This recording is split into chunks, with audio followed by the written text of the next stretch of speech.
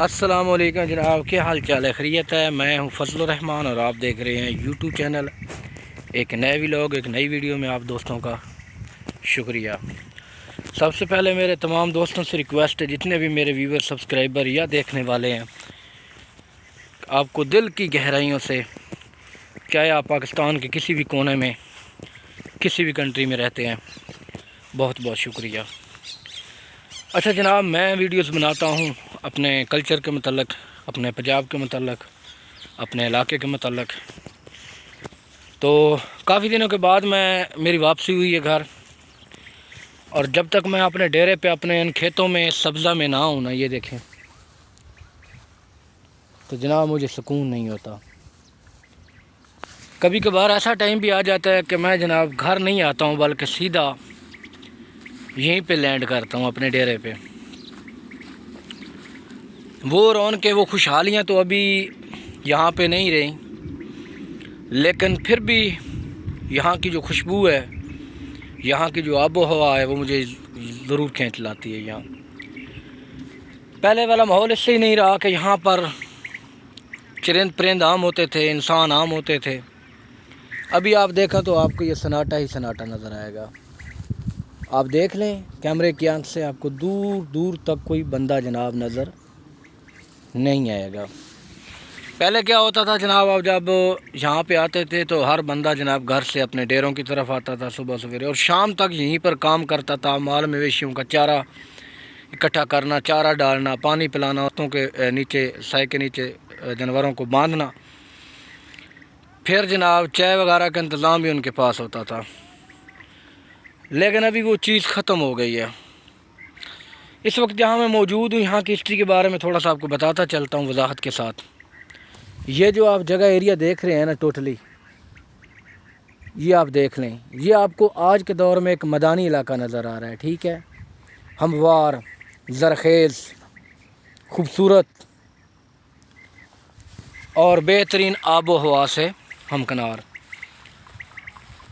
ہمارے بزرگ کہتے ہیں کہ بہت عرصہ پہلے کی بات ہے، آپ 1000 سال کی بات کر لیں، 500 سال پہلے کی بات کر لیں، تو یہاں پہ یہ رقبے اس طرح نہیں ہوتے تھے، کھیت ہموار اس طرح نہیں ہوتے تھے۔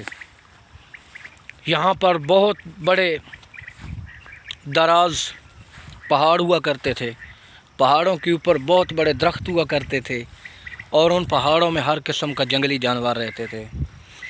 ہوا کچھ اس طرح یوں کہ کچھ سالوں پہلوں کی بات ہے، آج سے کوئی 5-6 سال پہلے کی بات ہے، 500-600 سال پہلے کی بات ہے، کہ یہاں پر جناب دریا آتا ہے، ٹھیک ہے؟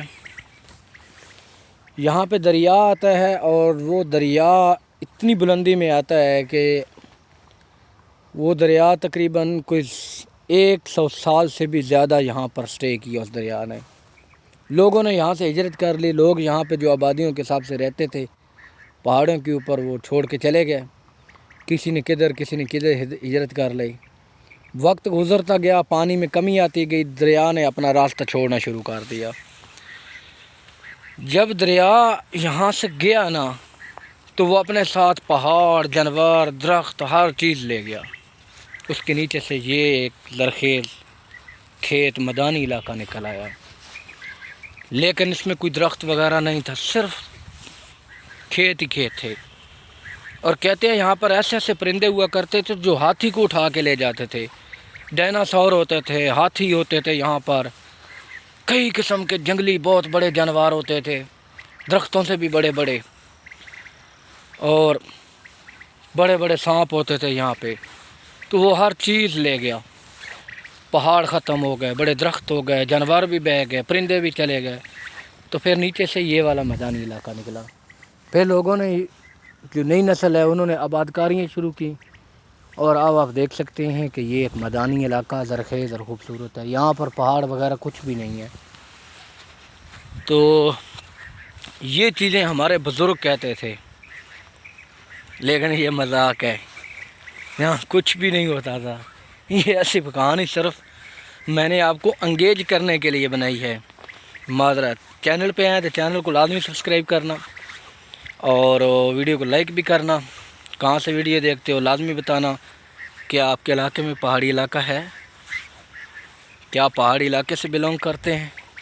صحرا سے بلونگ کرتے ہیں؟ تو جناب ایسا کچھ بھی نہیں تھا، یہ میں نے جسٹ فن کیا، آپ کے ساتھ مذاق کیا۔